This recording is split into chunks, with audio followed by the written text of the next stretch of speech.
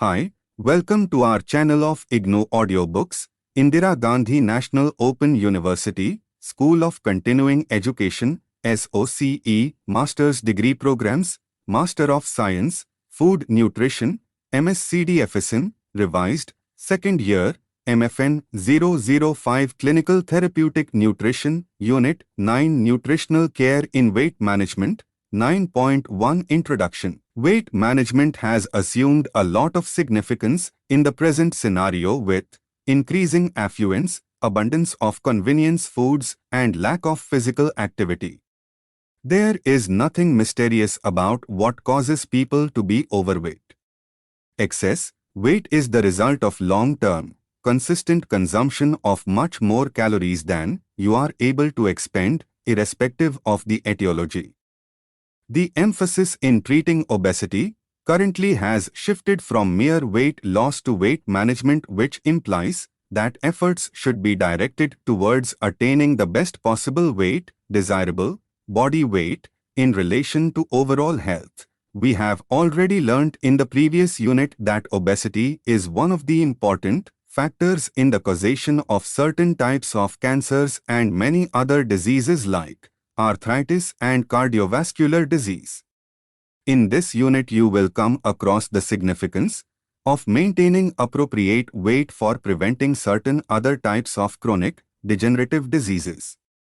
We will also learn about the various approaches the overweight, the obese and the morbidly obese individuals need to consider for attaining desirable weight, and more importantly, how you can prevent putting on weight in the first place. Too much deviation on either side from the appropriate range of body weight increases our risk of health problems.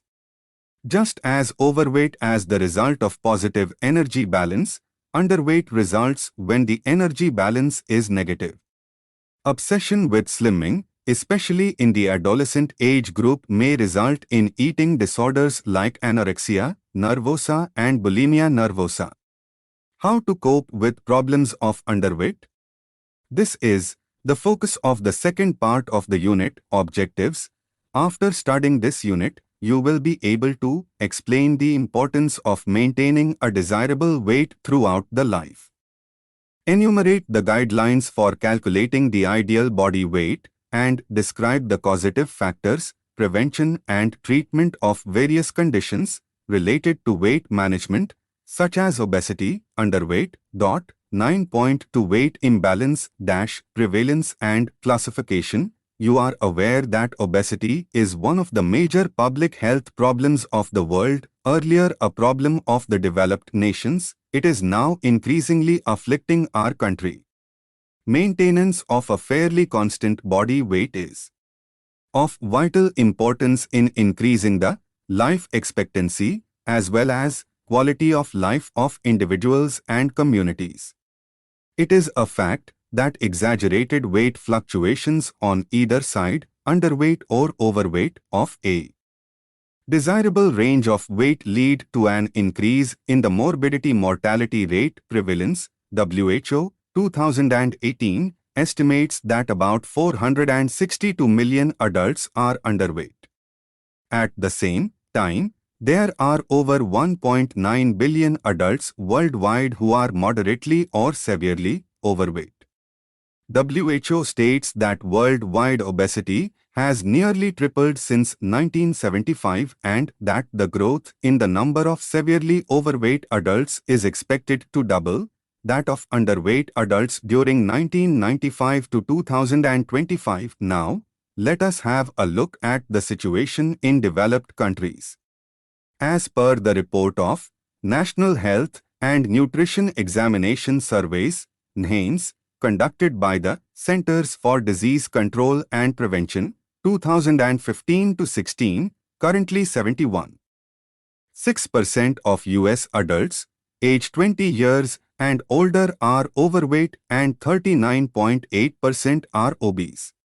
These figures stood at 70.7% and 37.9% respectively during 2013 to 2014, implying thereby that there has been a consistent increase in prevalence of obesity the increase in prevalence of obesity among children also is a cause of great concern. Estimating true prevalence is difficult because of the lack of agreement of different bodies in defining obesity in children and adolescents.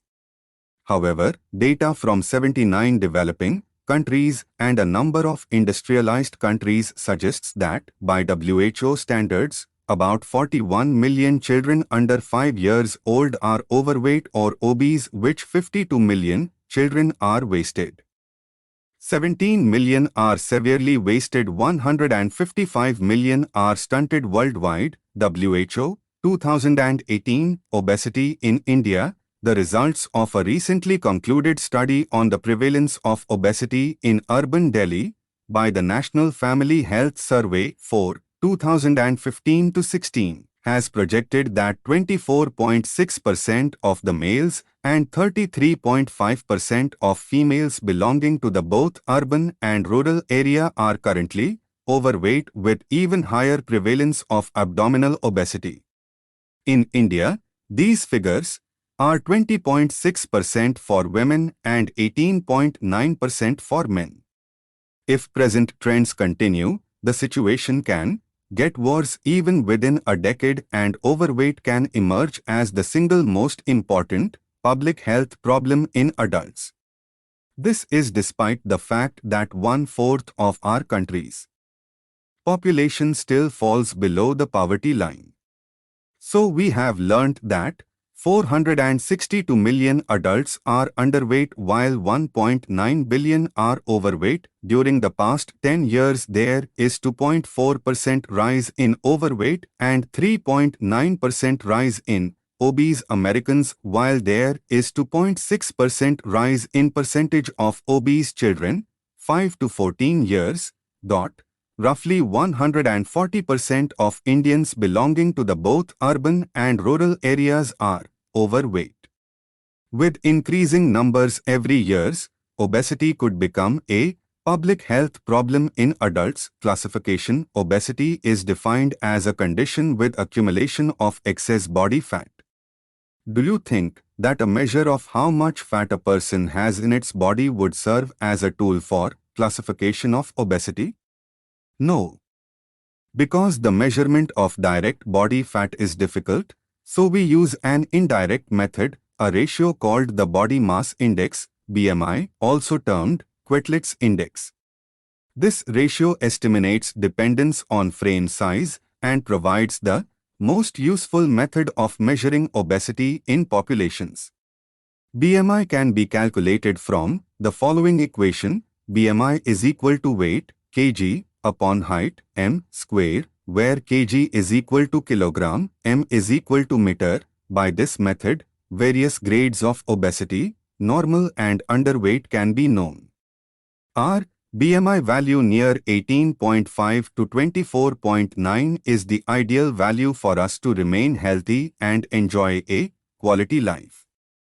Table 9.1 presents the weight status according to the BMI range. Table 4.2, weight status according to BMI. Look at the screen. So have you calculated the ratio for yourself? You can keep it a secret if you so desire. Interestingly, it has been found that for a given BMI, Indians have more body fat than other ethnic groups, both within and outside Asia. This relative increase in adiposity in Indians has led to the suggestion that the BMI cutoff for non-communicable diseases such as obesity should be reduced for Indians to about 23 kg or lower. In other words, refer to it as a public health action point at a BMI of 23 kilograms per square meter, so then adiposity can be inferred from the BMI. However, this may not be sufficient to fully explore relationship between body fat and alterations in human health. Besides the BMI, the location of the fat in the body is also important. In this context, the measurement of waist and hip circumference and their ratio is crucial. The waist to hip ratio is described next. Waist to hip ratio, where two individuals who have the same BMI and the same total body fat may have different abdominal fat mass. Abdominal fat accumulation increases the risk of a number of chronic degenerative diseases. The waist-hip ratio, waist circumference divided by hip circumference, therefore, is a simple method for distinguishing between fatness in the lower trunk, hip and buttocks, and fatness in the upper trunk, waist and abdomen area. A weigh of 1.0 for men and 0.85 for women is an indicator of abdominal obesity. Lower trunk fatness, i.e. lower waist to hip ratio, is often referred to as gynoid obesity. Upper trunk or central fatness, higher waist to hip ratio, is called android obesity. How do you make these measurements? Waist and hip measurements are taken on standing posture and the unit used is centimeter. Waist is measured around the navel and hip is measured around its broadest part. You may have realized that in addition to having a normal BMI value, it is also important for us to have a normal way to have a healthy as well as attractive body. Next, let us learn about the classification of obesity and underweight in children.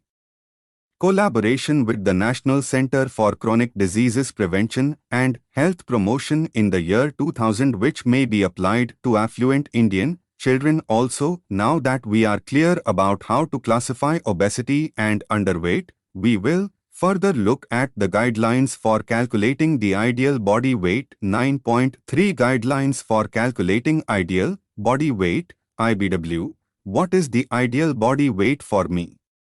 Am I obese? Am I underweight? These are the questions that must have come to your mind as you stepped into your teens. The three main factors that determine your ideal weight are your age, sex, and height. You have already learnt in the previous section about two important indices of body weight that help in the evaluation of your current weight status, i.e., calculation of BMI and the measurement of weight. In addition, you have standard height and weight charts for adult males and females that help you to determine the range of weight which is appropriate or desirable for you at a given height. You must appreciate that the best weight for a given individual's height, age, bone structure and muscular development is not known exactly. A lot of people continue to gain weight till the fourth or fifth decade of their life, which is neither inevitable nor physiologically necessary. In general, the best weight is the weight at which you both look and feel your best. The life insurance statistics on which the height-weight standards are normally based tell us that the most nearly ideal weight to maintain throughout life is that which is proper at the age 25 for your height and body build. Age, of course, is an important factor in determination of body weight in the growing stage, i.e., for children. Table 9.3 and 9.4 below give the standard height and weight charts for Indian adult males and females and also for children at different ages. You can also use these charts to assess whether for your height the weight is ideal or not. Table 9.3 Standard height and weight for Indian men and women. Look at the screen, having learnt about the IBW and how the weight status can be classified. We shall now consider the problem of obesity and underweight in a detailed manner. Let us take up obesity first. 9.4 Obesity. Obesity is a condition resulting from accumulation of excess body fat. The fat deposition takes place because over a period of time, people consume diets which provided much more energy than they were able to expend for their metabolism, physical activity and growth. The prevalence of obesity in developing countries has increased. This is because communities have emerged from a lifestyle of subsistence towards a lifestyle of affluence. In India, there has been an increased migration of the rural population to urban areas. This shift also has been a contributing factor to lifestyle changes, including significant reduction in physical activity leading to changes in weight. Let us look at the factors that contribute to obesity. 9.4.1 Etiology. What are the causes of obesity? However simple the question may sound, the answer to it is not all that simple. We cannot deny that excess weight results from positive energy balance or consistent consumption of excess calories than the body is able to expend. This means that obesity can be corrected by balancing the intake and output of calories consumed and expended. Thus, it is not an easy task to accomplish because obesity is the net result of a complex interplay of genetic predisposition towards fat storage and a number of environmental factors that determine the weight status of an individual. We cannot change our heredity, but we can, to a certain extent, exercise control over environmental factors by carrying out suitable modifications in our lifestyle. Indians, as an ethnic group, are at a disadvantage. It is a fact that for a given degree of obesity, or BMI, Indians have higher body fat percent and visceral fat around internal organs, than other populations, which increases the risk of chronic degenerative diseases in later life. Let's enumerate the various etiological factors for obesity. We will learn about each of them in detail. Also, genetic susceptibility, dietary habits, physical activity, affluence and abundant availability of food, psychological factors, hormonal imbalance, birth weight and childhood growth pattern. Genetic susceptibility. Some people inherit a tendency to become fat. Earlier, it was thought that genetic inheritance ranged from 66% to 80%, but now it is believed that our chances of inheriting our parents' BMI is about 33%. Obesity or thinness of an individual is inherited basically from the biological mother. If our biological mother has been overweight as an adult, the likelihood of our being heavy is about 75%. A number of genes are implicated in pathogenesis of obesity. The two genes which recently have received much attention are the OB gene and the 3-adrenoreceptor gene. The OB gene produces leptin, a hormone, which is normally secreted from fat cells. Mutations in the OB gene cause obesity. Treatment of obese mice with leptin has shown to reduce food intake and body fat. Some scientists are of the opinion that the OB gene may not have a major role to play in human obesity. The 3-adrenoreceptor gene is basically located in adipose tissue. It regulates resting metabolic rate and oxidation of fat in human beings. A mutation in this gene may lead to weight gain. In some individuals, it may increase the body's ability to store fat when food is limited and cause an increased risk of obesity when plenty of food is available and energy expenditure is reduced. However, this does not mean that it is inevitable for a person to be obese because of genetic mutations. Expression of the genetic tendency may be controlled by appropriate lifestyle modifications. Also, dietary habits. You are aware that a positive energy balance is one of the major contributory factors for obesity. Some people are in the habit of eating too much food. They may also be ignorant about the caloric values of common foods like butter, cheese, jam or rich baked snacks and desserts. The extra helpings consumed rapidly increase the amount of calories ingested. Sometimes maintaining social relationships also contributes to intake of excess calories. As you advance in age, your metabolic rate slows down and you require less energy to carry out the same set of activities than that needed 20 years ago.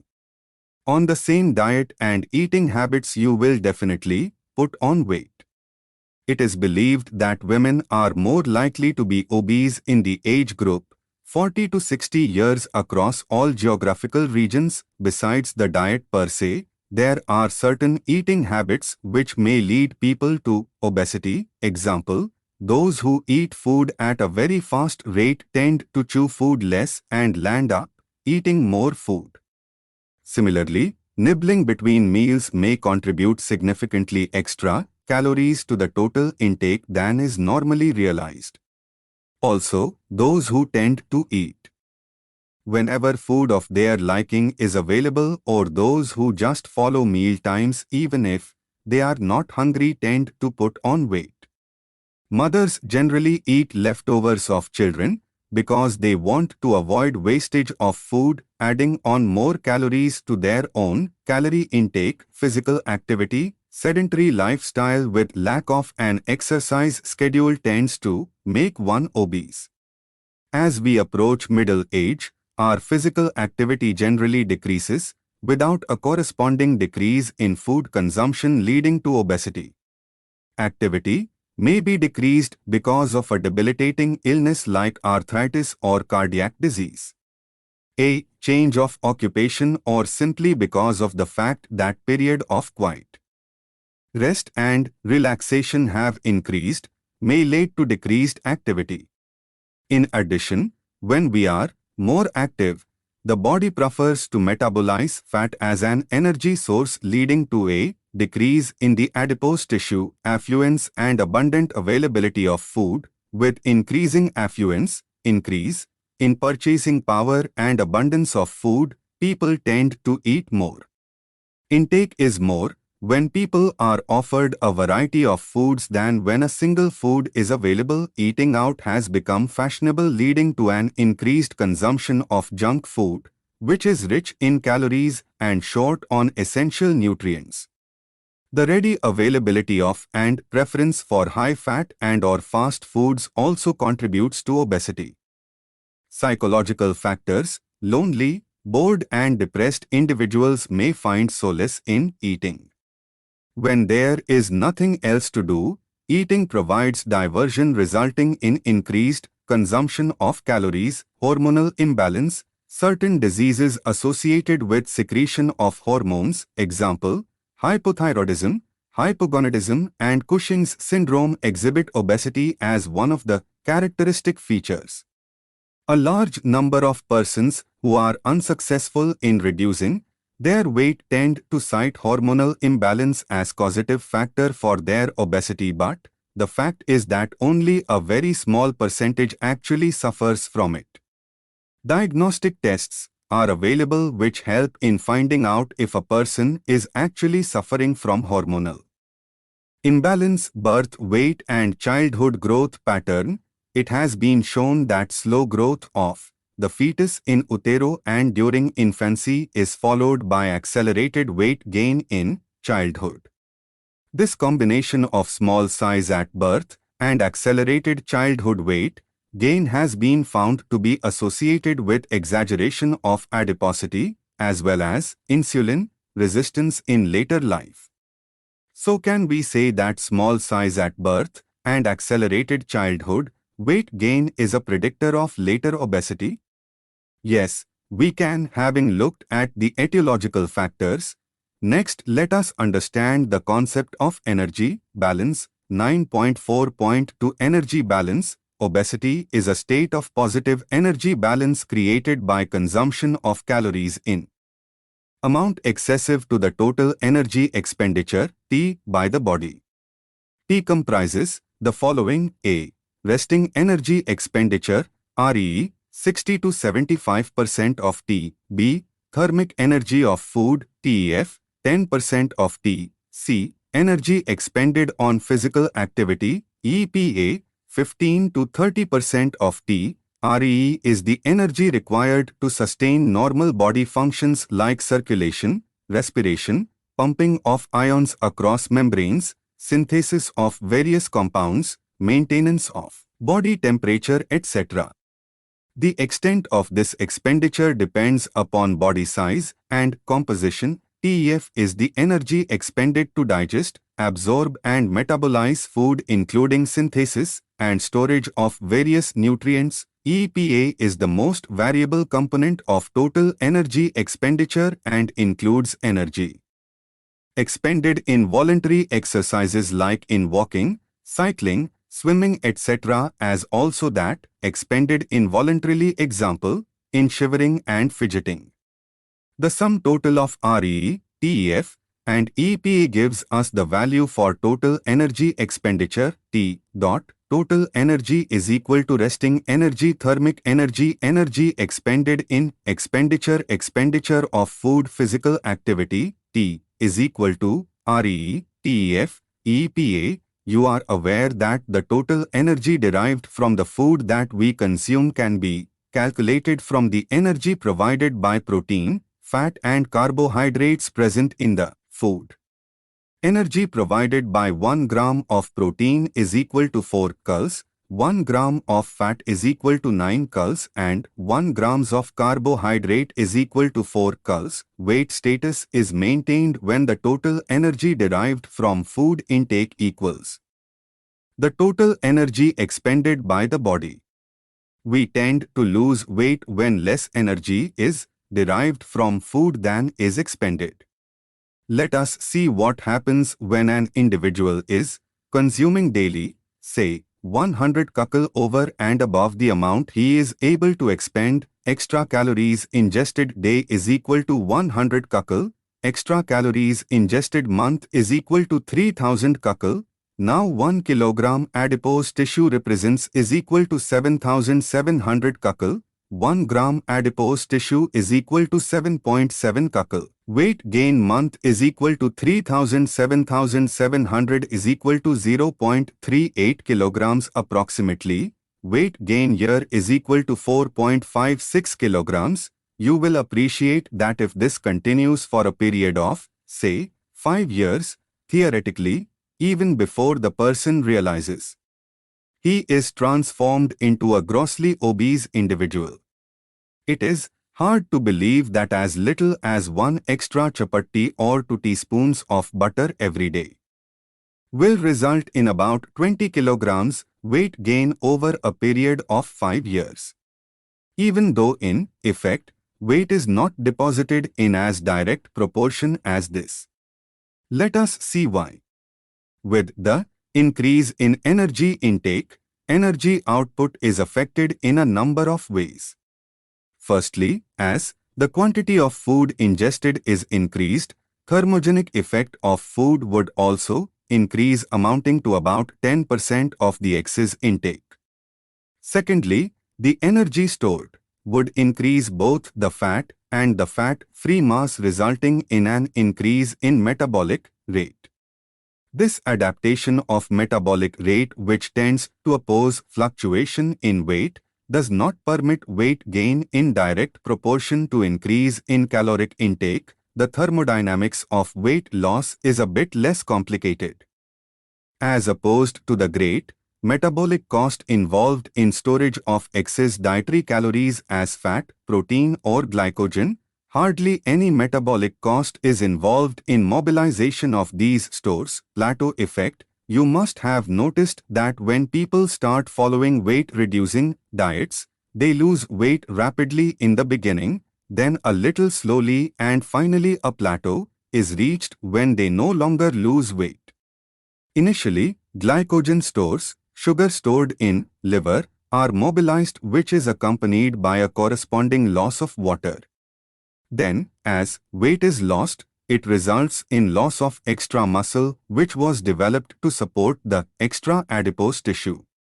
Loss of lean body mass reduces the RMR rapidly, so that on a given diet, the energy deficit is reduced and the rate of weight loss slows down. Weight loss stops at this point unless a change is made either in nutritional intake or physical activity. This fact has been hypothesized as setpoint theory. Weight cycling. There are a number of obese people who keep losing and gaining weight a number of times in their lives. This is called the yo-yo effect. Every time they regain lost weight, it takes longer to lose the same amount of weight and also less time to regain it. This frequent losing and gaining of weight is associated with health risks related to normal functioning of the heart. Psychologically, also repeated weight gain is quite demoralizing for the obese individual.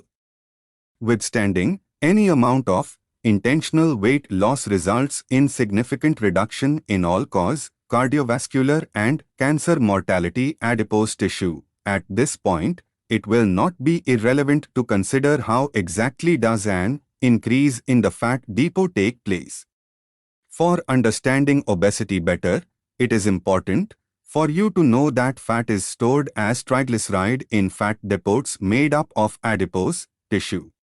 A normal adult woman has about 20% to 25% of her body weight as fat, while in men appropriate body fatness is 12% to 15% of body weight. When we put on weight, there is an increase in the adipose tissue. This may either be a result of hypertrophy or hyperplasia of adipocytes, fat cells, or a combination of the two processes. Hypertrophy means increase in the size of adipocytes already present in the body, while an increase in their number is known as hyperplasia. As an adult, we put on weight mostly by hypertrophy of fat cells, although in some forms of obesity, hyperplasia may also be there. Hyperplasia basically occurs during infancy and adolescence as a part of growth process. Fat cell size decreases when we lose weight for any reason, but weight loss does not involve a decrease in the number of adipocytes, brown fat and white adipose tissue. What there are two kinds of adipose tissue. Brown fat is located around the shoulder blades and kidneys, constituting 1 to 2% of body weight.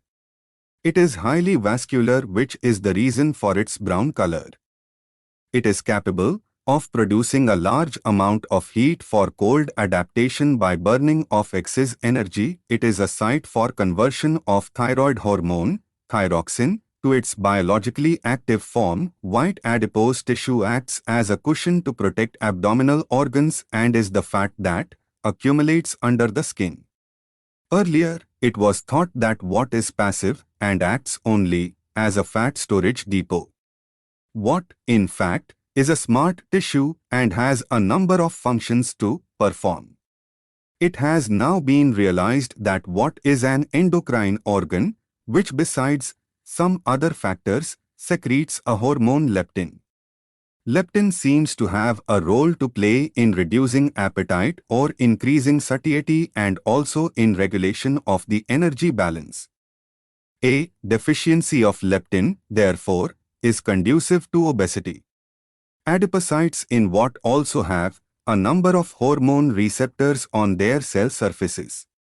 That is why individuals with abdominal obesity are prone to developing insulin resistance, which initially causes impaired glucose tolerance and ultimately may cause diabetes mellitus. Let us learn about the metabolic aberrations and clinical manifestations of obesity. Next, 9.4.3 Metabolic aberrations and clinical manifestations. The state of obesity brings about certain alterations in the normal body processes, which are enumerated herewith and highlighted in Figure 9.1. Deranged lipid profile. Lipids, as you are already aware, are important dietary constituents that include fats, steroids, phospholipids and glycolipids. A number of vitamins and essential fatty acids are associated with them. In obese individuals, the lipid profile is usually deranged.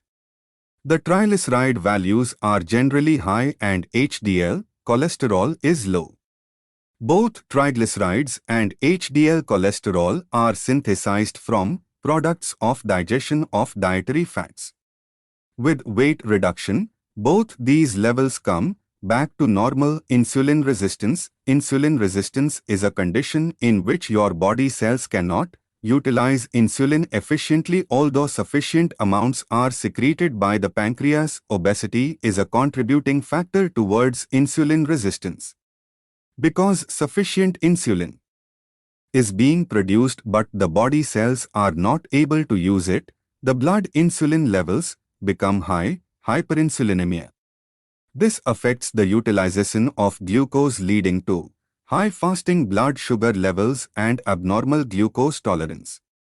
In addition, levels of plasma glucagon, a hormone produced by pancreas having an effect opposite to that of insulin, free fatty acids and uric acid also are found to be elevated in obese individuals. All these altered biochemical parameters get back to normal as weight loss is affected, obesity, abnormal glucose tolerance, hyperinsulinemia, increased glucagon level, hypertriglyceridemia, hypercholesterolemia, increased free fatty acids, hyperuricemia. The clinical manifestations are highlighted next. Clinical manifestations. You must have observed that your overweight friends and colleagues seem to have less energy, which makes them an easy prey for fatigue. They are also less agile and more likely to fall because of imbalance. They have a tendency to have high blood pressure and dyspnea, breathlessness on exertion. Many of them may have increased susceptibility to developing skin disorders such as heat rash, intertrigo, superficial inflammation of two skin surfaces that are in contact with each other such as between thighs, candidiasis, a fungal infection, and acanthosis, nigricans, dark, warty growths in skin folds like groin, armpits and mouth. What are the consequences of obesity? Let us read and find out. 9.4.4 Consequences. Obesity has a number of adverse effects and is a risk factor for several problems as highlighted in Figure 9.2. It is a risk factor for all causes of mortality and morbidity. Look at the screen. Figure 9.2 Consequences of obesity. Let us know more about the consequences of obesity and deal with each aspect. Briefly, general mortality and morbidity risk. Obesity increases the risk of morbidity and mortality. The obese are more prone to developing morbidities or other chronic diseases like cardiovascular disease including hypertension and dyslipidemia, non-insulin dependent diabetes mellitus, gallbladder disease and gout. The risk of developing some non-fatal conditions like arthritis, back pain, infertility, sleep disorders and other respiratory conditions leads to increased morbidity among the obese. Let's discuss these conditions in slightly more detail. Cardiovascular disease and stroke. Obesity may be an independent risk factor for coronary heart disease, CHD, with the degree of obesity being directly proportional to the rate of development of CHD, as you would also learn later in Unit 11. Even moderate overweight has been shown to increase the risk of CHD. A reduction in weight leads to improvement in cardiovascular risk factors like hypertension and abnormal lipid levels. The blood pressure returns to normal and the lipid profile improves. When the blood vessels of the brain are diseased, they may rupture or there may be inadequate blood supply to brain resulting in a stroke. This may be due to hypertension or fatty deposits in blood vessels of the obese. Type 1 diabetes. In people with normal weight, type 1 diabetes is not a major cause of death, but it is an important contributor to morbidity and mortality in obese people. It is associated with insulin resistance and hyperinsulinemia, increased level of circulating insulin in blood. Fortunately, reasonable control in blood sugar levels may be achieved by modification in the lifestyle. A balanced diet, physical activity and drugs can control blood sugars, and an obese can lead a near normal life. Syndrome X. People with intra-abdominal obesity with high waist to hip ratio are more prone to develop the metabolic syndrome X. This is characterized by the collective presence of chronic disorders that include glucose intolerance, insulin resistance, hyperlipidemia and hypertension. The syndrome X is one of the major public health problems associated with obesity. Gallbladder disease. Obesity is one of the risk factors for formation of gallstones. The supersaturation of bile with cholesterol in obese individuals makes them prone to having gallstones, as you will learn later in Unit 15. The excess adipose tissue is also known to contain a large amount of cholesterol. Weight loss does not reduce the risk of gallstone formation because the mobilization of adipose tissue may cause the bile to become even more saturated with cholesterol in obese people. Cancer. Risk of cancers of the colon, rectum and prostate increases greatly in obese men, while obese women are more likely to develop cancer of breast, ovary, endometrium and cervix. Back pain, arthritis and gout. Abdominal obesity increases the risk of back pain because of the extra load on the spinal column. This, in turn, reduces physical activity, leading again to an increase in adiposity. Obesity is also associated with the development of osteoarthritis and gout. The extra stress on the weight-bearing joints is a contributing factor. Obese are prone to developing hyperuricemia, excess uric acid in blood, resulting in gout. We will learn more about this later in Unit 13. Infertility. Obese women are reported to suffer more from menstrual disorder, infertility and polycystic ovary syndrome, all of which tend to improve on reduction of weight. Sleep disorder. One of the common problems that obese males and females suffer from is sleep disorder, commonly known as sleep apnea. Obesity causes narrowing of the upper airway when the person is in supine position. This can result in sudden death in severe cases. Psychological problems. Obese people may be exposed to ridicule and discrimination in areas like employment, promotions and social interactions. This may result in low self-esteem and depression, leading to overeating for consolation. This aggravates the existing problem further.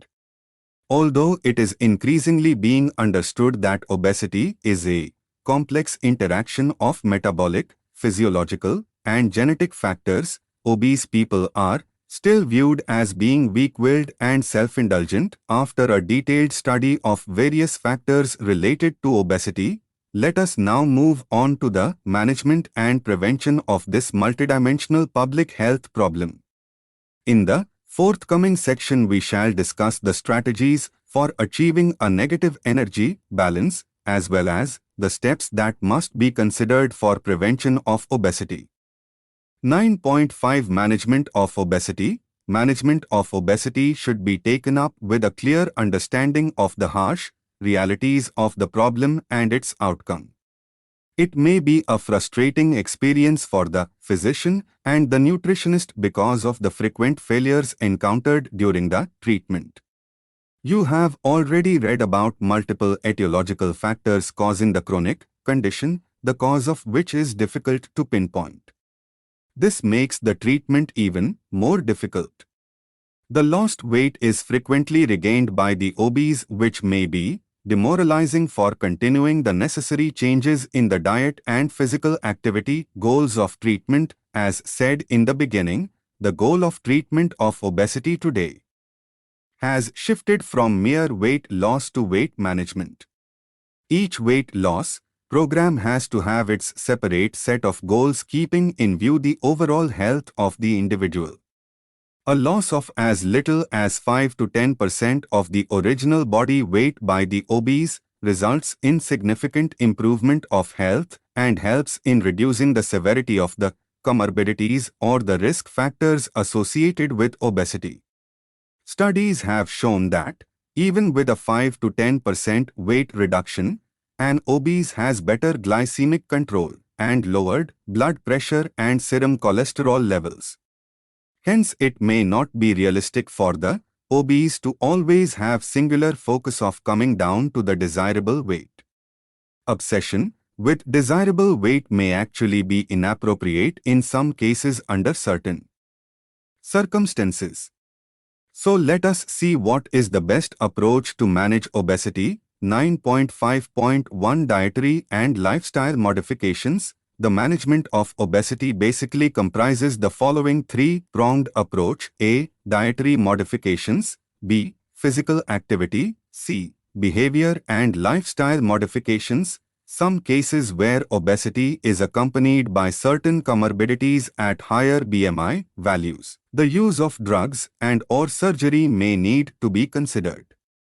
Pharmacological and surgical interventions are required in relatively few cases and should not be construed upon as substitute for necessary changes in diet and physical activity. We shall deal with them individually a little while later in subsections 9.5.2 and 9.5.3, respectively. Let us begin our study with dietary management. A. Dietary modifications. The dietary modifications serve as a guide for the obese to make healthy food choices. The first step towards prescribing a diet for weight reduction is to take a careful dietary history of the obese person. You need to know the routine eating pattern, the diet he/she is accustomed to, availability of foods and the likes and dislikes. Determine the ideal weight from the height-weight tables given earlier in section 9.3. The daily diet plan should have an energy deficit of 500 to 1000 kcal in general. It is also important for us to know whether the person has tried to lose weight earlier too and what advice was given then and why was the outcome unsatisfactory. All this information can be gathered in a few minutes, and this could form the basis of providing appropriate advice to the obese for losing weight. The following dietetic principles must be considered while planning diets for weight reduction. Of course, you will be learning more about this aspect in your practicals too. So let us learn about the dietary guidelines. Energy or calorie intake is the key factor which will determine the outcome of dietary management for overweight obese individuals. You will appreciate the fact that to effect any degree of weight loss, the energy has to be restricted to the level that enables mobilization of fat stores for carrying out the daily activities of the body. The energy requirements can be determined on the basis of ideal body weight. Three main categories, depending upon the individual's size and level of activities, have been determined on the basis of ideal body weight and have been mentioned in Table 9.5. Table 9.5, Energy requirements based on activity levels for obese, normal, and underweight subjects. Look at the screen. Using the values given in Table 9.5, we can compute the energy requirements for obese, normal and underweight adults for various levels of activity. Since the basal metabolic rate is affected by the type of build, it is imperative to increase or decrease the energy intake by 10% depending on the build, exomorphs and endomorphs, respectively. However, as a thumb rule or in the absence of data on height, the following diets are often prescribed. 1. Moderate deficit diet for pre-obese, 1400 cals day and above for males, 1200 cals day for females is safe for use. 2. Low-calorie diet for obese, 800 to 1400 cals day for males, 800 to 1200 cals day for females use under medical supervision. 3. Very low-calorie diet for very obese, less than 800 cals day use under VLCD, medical supervision, despite calorie restriction. All the above diets must be nutritionally adequate. In general, it is safe to use the moderate deficit diets providing 1200 to 1400 cals and low-calorie diets that provide minimum of 1000 calories day. They can be planned to provide optimum nutrition and offer sustainable weight loss.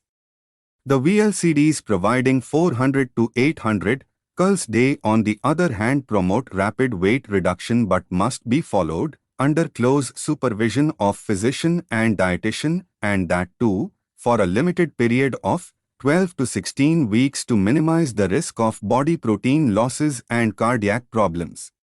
They may only be considered for the obese with a minimum BMI of 32. Remember, it is safe to use moderate deficit diets, providing 1200 to 1400 Culls Day. Low calorie and very low calorie diets must be used under strict medical care. For limited periods, proteins, adequate amount of proteins should be included in the diet to ensure proper metabolism and prevent weakness, which is usually experienced by patients after weight loss, which is achieved by consuming an unbalanced diet. Protein-rich foods provide a higher satiety as compared to those rich in carbohydrates other than non-starch polysaccharides. Proteins also have a high specific dynamic action, which implies that their ingestion produces a greater increase in metabolism than ingestion of carbohydrates or fats, an important aspect when you are trying to lose weight. Include about 1 g protein per kg body weight. Emphasis should be laid on the inclusion of protein-rich foods from plant origin rather than from animal sources, as the former are low in fat but high in dietary fiber. Fats, being a concentrated source of energy, need to be restricted. Excess dietary fat promotes much more weight gain than carbohydrate or protein of the same amount. Further, the gain in weight due to excess intake of fat is in the form of adipose tissues, which is not conducive to good health. Include fat in the form of vegetable oils, rich in MUFAs and PUFAs, so that sufficient essential fatty acids are supplied in the diet, and at the same time the risk of developing coronary artery disease can be minimized. Not more than 20% of the total energy should come from fat. Foods rich in saturated fatty acids, such as red meats, whole milk, its products, should be strictly avoided. Carbohydrates in the form of non-starch polysaccharides provide bulk and satiety value to the reducing diet. They are also important for regular bowel movements, constipation being a common problem among obese. About 50 to 55% of total calories may be from complex carbohydrates and 10% from simple carbohydrates. Include liberal amounts of fresh high-fiber vegetables and fruits, preferably raw and with their edible peels, in the diet. Vitamins. If adequate amount of fresh fruits and vegetables are included in the diet, the body stores of water-soluble vitamins are usually not depleted. However, when we restrict fats for prolonged periods, the diet may be deficient in fat-soluble vitamins A and D. They may need to be supplemented for the chronic cases. Minerals. A diet high in sodium may promote retention of fluid in the body. Moderate restriction in the use of common table salt may be helpful in a weight-reducing diet, particularly if the patient is also hypertensive. Fluids. Liberal amounts of water and zero low-calorie fluids may be included in the diet. It may be helpful to have a glass of water before meal to reduce food intake. Some patients benefit by taking a spoon of guargum pectin xanthan gum or finely ground husk bran of cereals and pulses in glass of water before meals, as it gives a feeling of satiety. Mentioned below is an example of a weight reduction diet, 1200 kcal, along with a sample menu to give you an idea regarding the applied aspects of the parameters discussed so far. Exchange list for planning 1200 kcal diet. Look at the screen. This is just an idea given to you for calculating a 1200 kcal diet. You will learn more about food exchanges and planning of meals in the practical manual MFN 005. Below, a sample menu for a day is given by using above exchange list. Sample menu for 1200 Cuckle diet. Early morning, tea coffee, plain, breakfast, 1 slice cracked wheat bread, 2 slices tomato, 1 egg white, boiled, 1 teaspoon. Green chutney, 2 tablespoons. Cornflakes, 1 glass double-toned milk, or, to spinach missi roti, 1 medium ball of curd, 1 guava, mid-morning, 1 orange, lunch, 2 chapatis, 1 ball moong whole pulse, 1 ball cabbage vegetable, 1 plate carrot and tomato, salad with lemon dressing, 1 ball curd, double-toned, evening, tea coffee plain, dinner, 1 cup clear vegetable soup, 2 chapatis, wheat flour soya flour, 1 ball Nutrinugget and pea vegetable, 1 cucumber, 1 ball curd. Post-dinner, a half cup milk. It will occur to you that the menu is simple homemade food which has less fat, 3 teaspoons, salt etc. but it is nutritious and filling. We know in a global scenario, a variety of foods are available: Italian, continental, Chinese, Thai and whatnot. Eating out is a fashion, and how we love it, but you can imagine the calories that we add with yummy food. Eating out is alright if done occasionally, but missing the home food daily is not advisable. Just see what it does to an individual slowly, gradually but surely. An early affliction of degenerative diseases. Simple tasty homemade foods provide less calories. Knowing the calories in the food helps to maintain weight. You may or would experience several times that overweight obese patients attain their lost body weight again and again, particularly after leaving a weight reduction program. This generally happens due to inadequate counseling of the patient regarding appropriate dietary habits. Proper dietary counseling gives the patient a clearer understanding regarding the association of food with weight gain loss. Behavior modification can result only through repeated counseling sessions and has therefore been identified as a long-term approach for management of the achieved weight loss. We shall now discuss some important aspects of diet counseling. Diet counseling, as discussed above, diet counseling is a very important aspect of a successful weight reduction program. The person who attempts weight loss should be suitably motivated and should be armed with facts related to the whole exercise. Counseling can be given in person or to a group, as you would recall studying in Unit 1. Individual counseling is of prime importance because that is required to establish realistic goals for the treatment so that you can relate to the diet and comply with the same. It is also important to take the dietary history of the patient and to know about his food habits and pattern of living for prescribing the diet schedule. Group sessions have an importance of their own in the sense that they provide a platform to people having similar problems to share their experiences and exchange ways and means to bring about changes in their diets. The individuals are also likely to be motivated better when they compare their progress with others in the group. Both individual and group counseling are associated with motivation and psychological support. There is no point in handing over a diet schedule to the patient unless he has some motivation for losing weight. To bring about a change in dietary habits is not easy because their foundation is laid in early infancy and childhood. You are not likely to change unless you are strongly motivated to do so.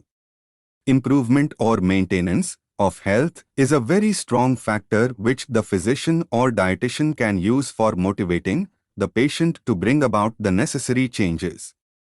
With their guidance at initial and follow-up visits, this motivation can come from within the individual himself, which will see him/her through the program successfully. The patient should be very clear about the fact that excess calorie intake has to be brought down to effect weight reduction.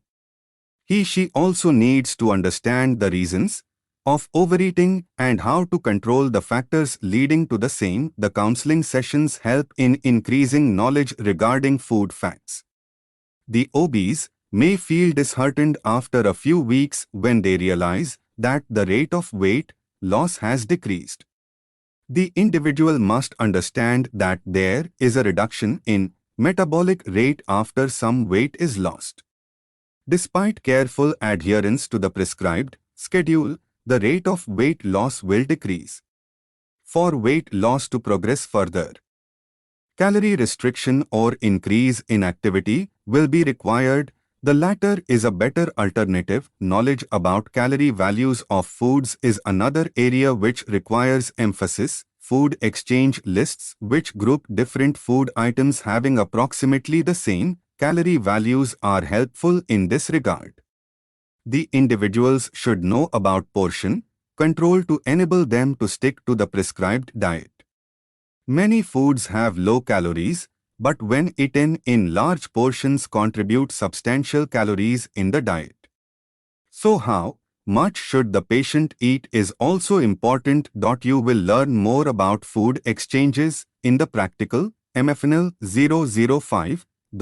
Instructions about eating out are important. An obese must select judiciously from options available. For example, any recipe that says cream of, creamy, buttered or fried is bound to be high in calories. A clear soup, broiled or roasted non-vegetarian dish, or vegetables without sauces or thick gravies, salads without oily dressings and fruit instead of a rich dessert are better options for them. Excess socialization hinders the weight reduction program.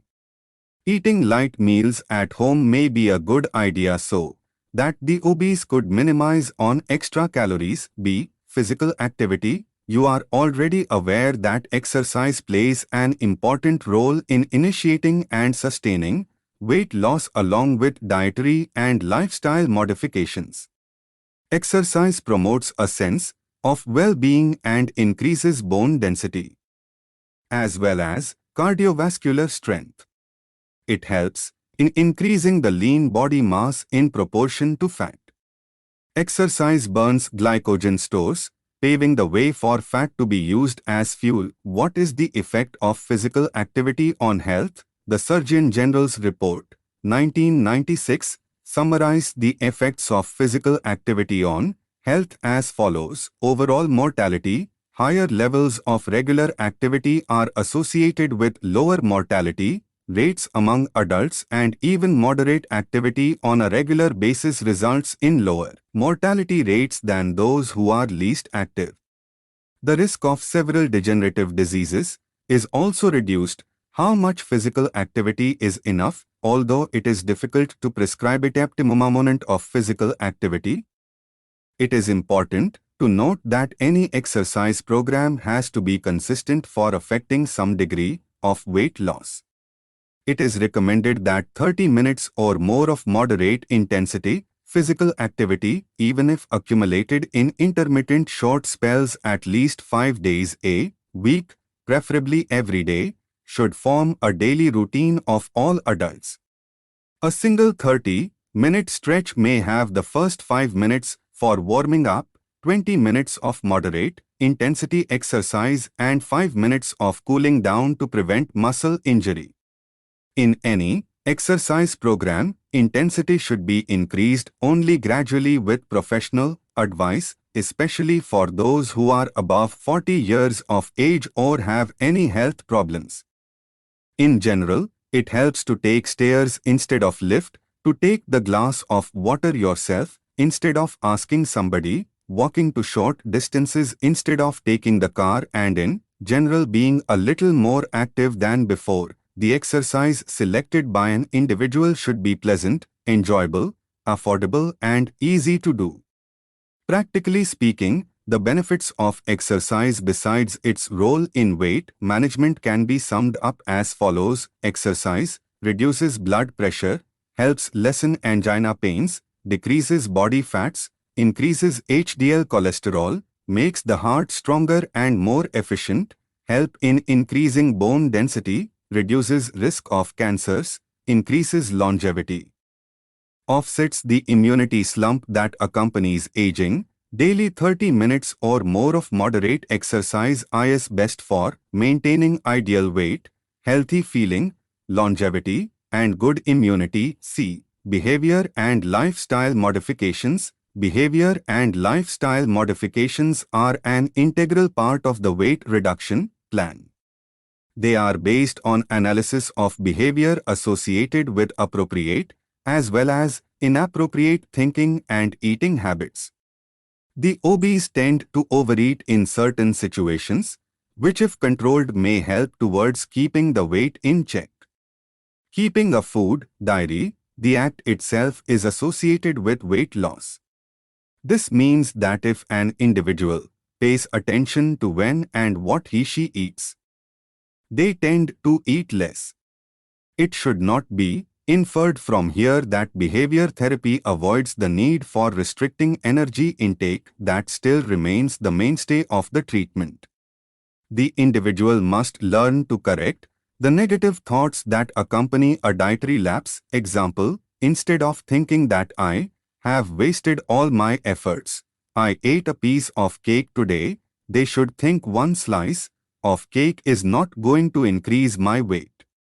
This shift of thought process helps tremendously in continuing the effort to lose weight. The following strategies related to lifestyle modifications are helpful. You may advocate these to obese individuals. Remember, have regular meal times. Irregular eating habits put a lot of strain on the body. Do not read or watch television while eating. You will land up eating more than you do otherwise. Try to keep healthy snacks at home like fruits, vegetables and sprouts instead of biscuits, cakes, fried snacks and other fast foods. Do not keep nibbling between meals. You will benefit by planning 3 main meals with 1 mid-morning and an evening snack. Eat slowly, chewing the food properly. Serve smaller portions so that another helping can be taken. Avoid drinking of alcohol and smoking. Incorporate some amount of exercise in your daily routine. Handle stress in a positive manner through exercise.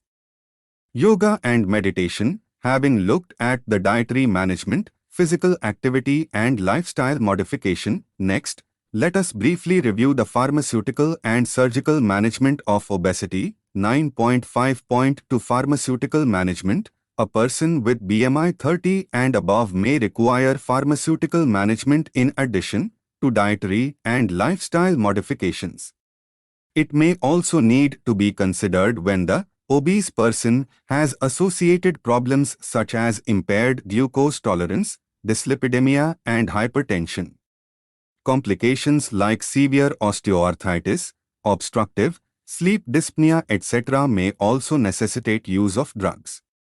Let us get to know about these anti-obesity drugs. The anti-obesity drugs can be classified into 2 broad groups as indicated in the Figure 9. 5. Figure 9.5 Anti-obesity drugs. Look at the screen. Drugs must be taken only under doctor's advice as some can lead to side effects such as cardiac and liver problems. Herbal preparations must not be used as they lack clinical evidence. Laxatives and diuretics are ineffective, and liberal use of these can affect the water and electrolyte balance of the patient's body. Caution should be practiced in giving anti-obesity drugs to patients undergoing psychiatric treatment or those having any drug allergy.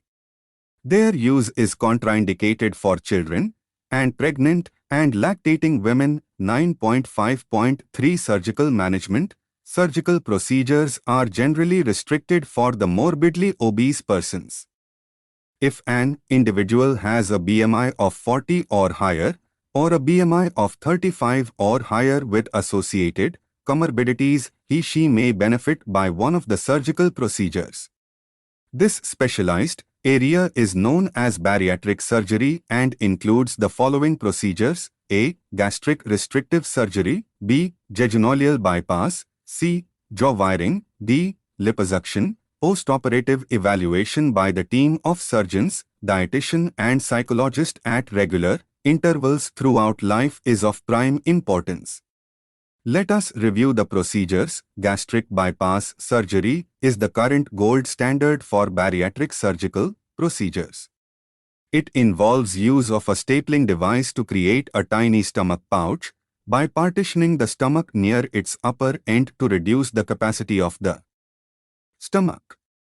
On an average, the patient loses 30 to 40% of weight by this procedure. The stomach size can also be reduced by using stainless steel staples across the upper portion of the stomach. Only about LCM opening is left into the distal stomach. This method is known as gastroplasty. This is found to be quite successful. Jejunoileal bypass, absorptive surface of the small intestines can also be reduced through surgery called the jejunoileal bypass. Some complications may arise by this method. Jaw wiring. Wiring the jaws closed has been effective in reducing weight because wiring permits the intake of only liquid that can be taken through a straw. Liquids and supplements that will provide adequate nutrition are given. Liposuction. Liposuction is a cosmetic surgical procedure different from bariatric surgery. It involves aspiration of subcutaneous fat using thin cannulas inserted through very small incisions. The cannulas are attached to a high vacuum source, and fat is aspirated with a collection device. Contour is diminished as the overlying skin shrinks to the reduced fat volume. Only 5 pounds of fat can be removed at a time. You have learnt how surgical methods are used in case of morbid obesity. Once the treatment is done, maintenance of appropriate weight is of prime importance. Let us see how this can be done. The preventive aspects are discussed next. 9.5.4 Preventive aspects. Maintenance of weight loss. Once an individual has managed to lose weight to a desirable level, it must not be assumed that the weight loss will be maintained automatically. The person will have to make a conscientious effort to prevent gain in weight. You will recall that energy requirements are reduced after weight is lost, after the intense dietary effort is over and the person reverts to the so-called pre-dieting eating pattern. He/she is likely to put all the weight back before equilibrium is re-established. To avoid this weight cycling, one must add extra food items to the diet only gradually and with extreme caution. The person still needs to avoid high-calorie recipes. He/she must keep a record of weight every week. Any extra weight gained during this period, however small, must be lost immediately either by reducing food intake or increasing energy expenditure the following week. The person must not reduce the physical activity once he/she attains the goal. You must remember that there is a reduction in metabolic rate after weight loss which is also conducive to subsequent weight gain on the same energy diet. To remain at the target weight, the person will need to, in fact, reduce energy intake by 10 to 15%, which is the maintenance energy cost of the weight lost. Prevention. In the prevalence of overweight obesity, it is believed that the increase in prevalence of obesity worldwide is more due to the environment that has become conducive to weight gain rather than genetic mutations within individuals. As pointed out earlier, Asian population is more susceptible to developing comorbidities even at quite modest weight gains. You must have fully understood by now that obesity is a major risk factor for several chronic degenerative diseases. That is why it is all the more important to employ strategies that aim at creating environments facilitating behavioral changes in general populations regarding diet and physical activity to prevent this enormous public health problem. The first and most important step for the rapidly progressing developing countries like India is to collect and organize data from various regions about the prevalence of obesity. Once the true prevalence is known, the goals or targets to reduce the same can be set. Let us consider towards whom the prevalence strategies need to be targeted. The prevention strategies need to be targeted basically at two subgroups in the population: I, those who are already obese and need advice regarding reducing weight and maintaining it. These persons, if not careful about their diet, are liable to gain weight. They need to be guided appropriately regarding a maintenance diet, because after a period of controlled eating, they tend to go back to their original diet or favorite foods, which may be high in energy and short on important nutrients. All weight-reducing clinics, community slimming centers must offer appropriate guidance and support to people who have achieved weight loss successfully to prevent regain in weight. 2. Those who are at increased risk of becoming obese and require help to avoid putting on weight. This is the major population group towards which public health measures need to be targeted. It is believed that fitness at the age of 13 years is quite a strong predictor of adult fitness.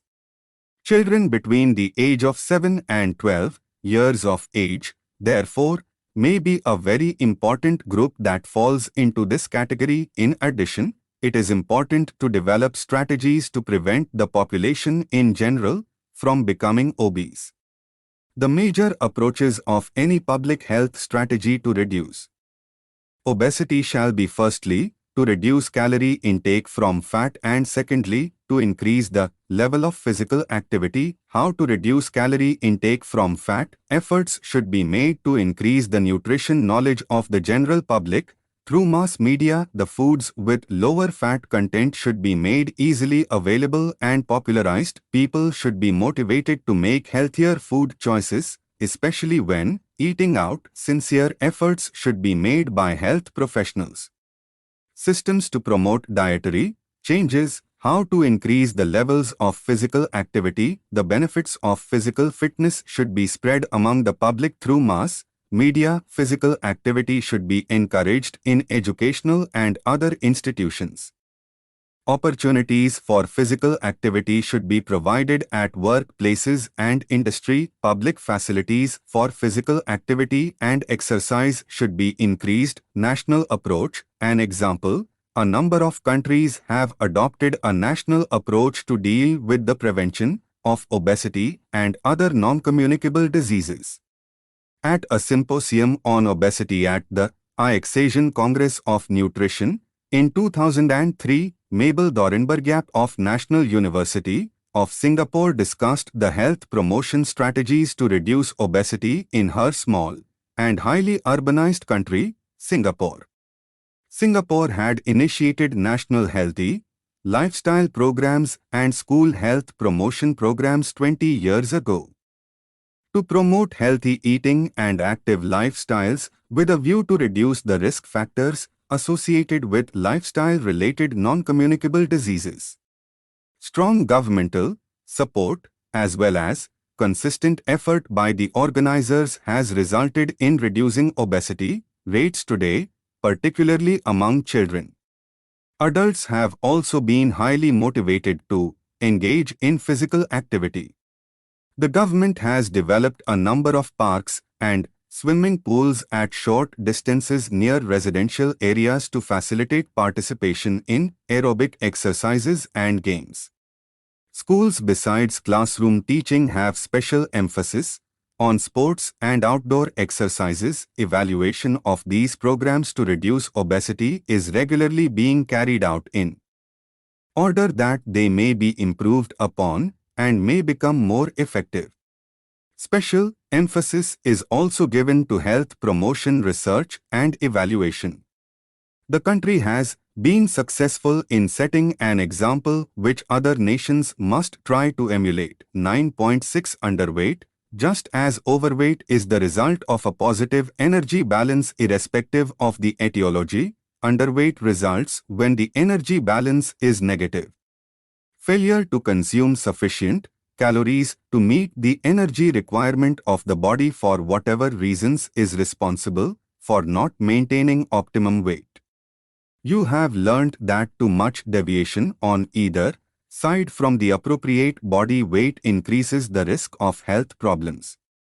You may also recall reading earlier about the prevalence and classification of underweight in Section 9.2 of this unit while we were discussing the prevalence of weight imbalance. In addition, it is relevant to note that as per the report of WHO, 1998, an estimated 50 million adult women are classified as being severely underweight in developing countries. It also states that the consequences of poor health in childhood and adolescence, including malnutrition, become apparent in adulthood.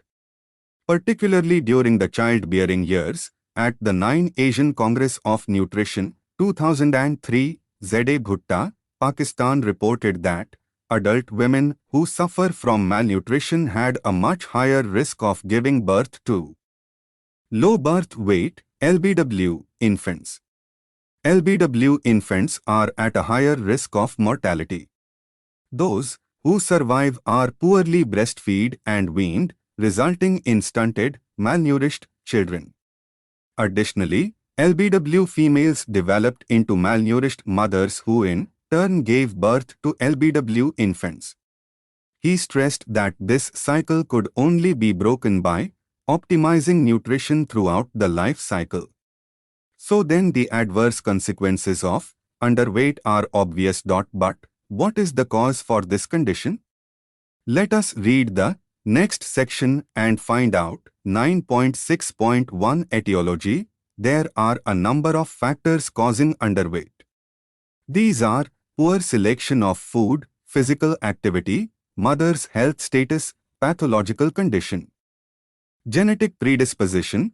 Let us learn a little about each of these factors. Poor selection of food. Poor selection of food along with irregular eating habits may be responsible for insufficient food intake and hence calorie intake. It may be due to ignorance or a lack of purchasing power of the family. Physical activity and psychological factor. Individuals who are tense, nervous, and extremely active and who do not rest sufficiently tend to expend more energy than what they are able to eat. This can cause undernutrition. Mother's health status. Poor nutritional status of the girl child coupled with undernutrition during pregnancy results in LBW infant being born. These children born are at a disadvantage right from infancy and may fail to reach optimum weight in adulthood. Pathologic conditions. Illness can affect weight status in a number of ways. For example, fevers and infections increase the demand for energy, which if not met because of poor appetite, lead to loss of weight. Food intake may be severely limited by nausea, vomiting or diarrhea in gastrointestinal disturbances. Metabolic rate may be greatly increased in hyperthyroidism resulting in underweight. Drug therapy may also alter taste or reduce appetite, leading to weight loss. Genetic predisposition. As explained in Section 9.2 of this unit, the weight of an individual is inherited basically from his biological mother. In the event of the biological mother being thin, there is 75% likelihood of the individual being thin also. Next, let us review the metabolic aberrations and clinical manifestations linked with underweight. 9.6.2 Metabolic aberrations and clinical manifestations. Metabolic aberrations. When energy intake falls below the minimal requirements, the body responds with an orderly physiologic adaptation involving the hormones of energy metabolism. This causes mobilization of free fatty acids from adipose tissues and of amino acids from muscle to provide energy. Protein synthesis is cut down because proteins are burnt up for providing energy to the body. The metabolic rate of the body is reduced and lean body mass and adipose tissue contract resulting in weight loss. Undernutrition is generally accompanied by protein deficiency in the body. Fortunately, the condition is reversible with proper nutritional support. changes in body tissue compartments. The severity of nutritional deprivation determines the extent of changes in the body tissue compartments. The first casualties in moderate undernutrition are mainly the visceral proteins and muscle cell mass without any change in body fat. In severe undernutrition, losses of both muscle cell mass and body fat occur to a significant degree.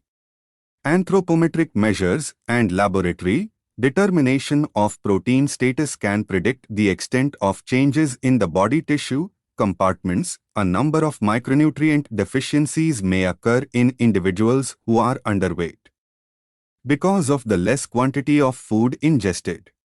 A starving patient has inelastic skin, slow pulse, low blood pressure, marked emaciation and progressive loss of weight. Clinical manifestations: underweight may predispose to fatigue, lethargy and breathlessness. Iron deficiency anemia is usually seen because the diet is bound to be deficient in iron at a low intake of food. The accompanying protein deficiency, if severe, may manifest itself in the form of edema. Underweight individuals are likely to suffer repeatedly from infection because of low immunity. Hip fracture is often preceded by weight loss. Metabolic aberrations occur during starvation and these may cause bradycardia, slow pulse. Hypotension, low blood pressure, constipation, dry skin and hair, abnormalities of nervous system, depression and ultimately death. So what can be done to prevent these manifestations?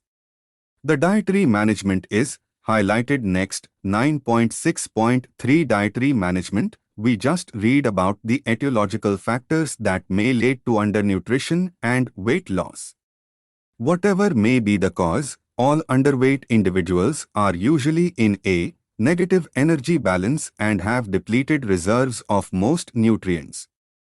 The diet prescribed for effecting weight gain should be high in calories, proteins, fat and carbohydrates. Since the capacity of the intestines to digest and absorb food is considerably reduced with undernutrition, the addition of foods above the usual intake has to be slow and gradual. We shall now discuss some of the salient features of a weight gain diet for individuals not suffering from any form of chronic disease that requires restrictions in the nutrient intake. So, let us start with the calorie intake, which is most significant to weight gain. Energy. The total calorie intake should be 500 to 1000 kcal in excess of the daily needs in order to result a gain in weight by half to 1 kilogram in a week. Thus, if you need 2000 kcal for your normal activity, you require 2500 to 3000 kcal per day for weight gain. We can also compute the energy requirements on the basis of ideal body weight as discussed in subsection 9. 5.1 of this unit. The patient may be given 30 to 35 kcal per kg ideal body weight per day. The calories should be increased gradually over a period of 1 or 2 weeks to avoid digestive disturbances. Proteins are required for tissue building as well as to take care of the daily wear and tear. Underweight individuals generally have depleted lean body mass and poor reserves of amino acids blood proteins. Thus, the patient may benefit by consuming around 1.2 g per kg body weight of proteins per day. A combination of both animal and plant proteins should be incorporated, but emphasis should be laid on the inclusion of easy-to-digest forms of protein such as half-boiled egg, steamed, boiled, sautéed flesh food, etc. Fats. We know that fats are concentrated source of energy. 1 g is equal to 9 cals. Fats are capable of increasing the energy value of the diet without adding much bulk to it. Add extra fat gradually. A sudden increase in fatty foods like butter, cream and oil may produce diarrhea. About 30% of calories should come from unsaturated sources of fat carbohydrates. Liberal amounts of easy-to-digest carbohydrates should be included in the diet. The intake of dietary fiber should be minimized so as to prepare meals which are nutrient-dense and have a small volume. Include more of high-calorie, vegetable like potatoes, colocasia and yam instead of radish. Cucumber, leafy vegetables which are low in the carbohydrate content. All cereals provide high calories at low cost. Carbohydrates should provide about 60 to 65% of total kilocalories, vitamins and minerals. If the diet provides good amounts of fresh fruits and vegetables, vitamin or mineral supplements are usually not required. However, if the patient indicates clinical signs of a severe nutritional deficiency, it may be imperative to use supplements or employ other essential medical measures. Fluids. Take fluids only after a meal instead of with or before meals so that food intake is not reduced. High-calorie nourishing beverages such as milkshakes, eggnog, should be preferred over low-nutrient beverages such as cold drinks. Barley water, plain soda, etc. Planning the daily diet. As mentioned above, you need to add calories gradually to the diet. A practical way of doing so is to take the present intake of the patient and to improve upon it both qualitatively and quantitatively day by day till you reach the prescribed level. Try to add foods from most of the food groups.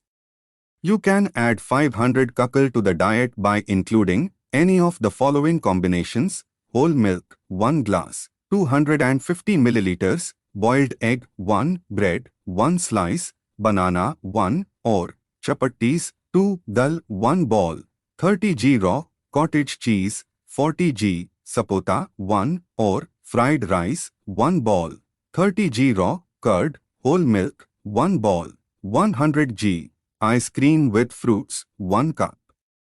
The patient should be advised to take small, frequent, easy-to-digest meals. As the person improves in weight without having any gastrointestinal problems, he/she could take calorie-rich foods. You will learn how to select high-calorie foods and plan diets for ambulatory and hospitalized patients to promote weight gain in the practical manual, MFN 005. Select calorie-rich foods. Increase the servings of foods gradually. Eat frequently. Enjoy the foods you like in a happy environment. The subject of weight management is vast and has unending diverse applications in the management of individuals with without an underlying disease condition. We end our discussion here within the parameters of this unit but strongly recommend additional reading to clear your views on various food fads and misbeliefs.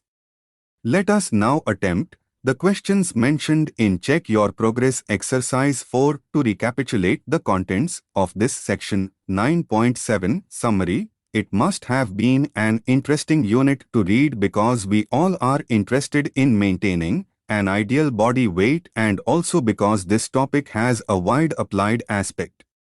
For this reason, we have also designed a particle, Manual 005, for you to learn the use planning of diets based upon maintenance of an optimum body weight, especially with respect to various diseases. In this unit, we learnt about weight imbalance and the difference between different grades of under-excess body weight. The metabolic and clinical manifestations of both under and overweight were also discussed: impaired glucose tolerance, hyperinsulinemia, insulin resistance, hyperlipidemia, etc. In the section 8.5, you must have learnt about the dietary and lifestyle management for overweight, underweight individuals. Read this carefully as the fundamentals of these are utilized for effective and accurate planning of diets for such individuals with or without a disease, diabetes, coronary artery diseases, cancer, gout, fever, etc. The physiological effects of increased physical activity were also briefed in this unit. Nutrition supports and non-dietary, surgical, pharmaceutical measures with respect to weight management are gaining inroads for the treatment of secure obesity, and a dietitian's help is often required for ensuring optimum nutritional care of the patient. Reading this unit must have helped you in gaining an insight, better understanding on the various aspects of weight management. Thank you. Subscribe to our channel for more updates, and we will see you with the next chapter.